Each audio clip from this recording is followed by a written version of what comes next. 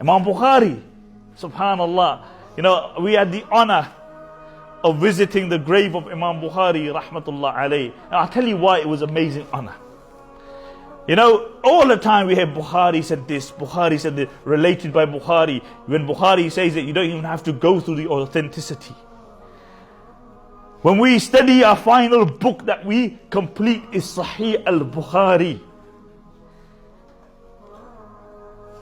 When we complete our course, we have a Khatmul Bukhari.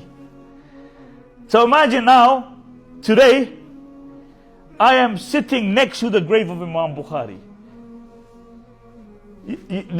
You actually have to have permission because you have a kind of sign of a grave at the top, but really the grave is downstairs.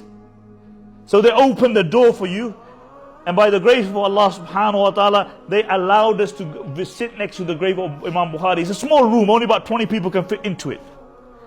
But what is the history? And inshallah, next couple of weeks I will go over the history. But let me tell you about the history of the grave of Imam Bukhari. Imam Bukhari rahmatullah alayhi is buried in a place called Khartang, just outside Samarkand. Just outside Samarkand. So you had the Soviets took over. After the Soviets took over, then you had the communist era. Now the communist era was an era of oppression. Nobody could study their religion. So when they realized that the communists have come, what they did is that a person, he built a warehouse over the grave of Imam Bukhari because they were destroying everything. And then he filled the warehouse with crates.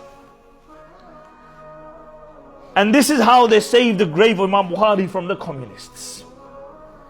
So many years pass, many decades pass. And then Sukarno, who was a president of Indonesia, comes on a state visit to Moscow. Now, the Soviets were trying to get the Indonesians on their side because they're having a cold war with the West. So when he comes, he says, I want to visit the grave of Imam Bukhari.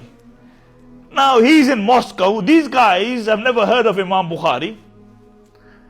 So they send a message, listen, look for this guy called Bukhari. He's somewhere in Uzbekistan. So where do they go? Obviously they go to Bukhara. And they go and ask the people, and nobody knows where it is. And even if they do know where it is, they won't tell them because they know what the communists are like. So they run around. Eventually they find the grave of Imam Bukhari they go to Samarkand. Somebody tells Samarkand. When they're there, nobody's telling them. Eventually they find the grave of Imam Bukhari in a warehouse. So they ring back to Moscow and they say, look, we found the grave, but the grave don't look too good. It's in a very bad state. And if he comes and sees it like this, he may not be very happy. So they worked day and night. And they sent a message to Moscow to delay him coming to Uzbekistan. Eventually he came. And he made dua and he cried by the grave of Imam Bukhari. These communists couldn't understand, why does he revere this person like he does? And it was after that they began to look after the grave of Imam Bukhari rahmatullah. Now it's a beautiful garden. I will explain more what Uzbekistan inshallah in the next couple of weeks. It's a beautiful place. So the Imam, he opened the downstairs for us to go. So there's about 20 of us in the room. So Sheikh Yahya Ibrahim from Australia said to me, Sheikh, can you say a few words?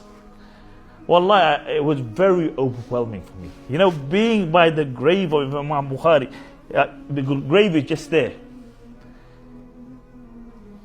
Being next to that man who wrote the book, which is Asahul Kutub Ba'da Kitabillah, the most authentic book after the book of Allah. You know what that means? That means Allah's book is the kalam of Allah, is the word of Allah. Like Allah has no beginning, His book has no beginning. Like Allah has no end, His kalam has no end. Like Allah cannot change, His word, the kalam Allah, the Quran cannot change. This man, radiyallahu anhu, whose grave was there and we were sitting here, wrote the most authentic book from the lips of Habib sallallahu alayhi wasallam after the kalam of Allah subhanahu wa ta'ala. radiyallahu anhu, may Allah elevate his status, may Allah subhanahu wa ta'ala elevate the status of all our great scholars who sacrificed for the deen of Allah subhanahu wa ta'ala.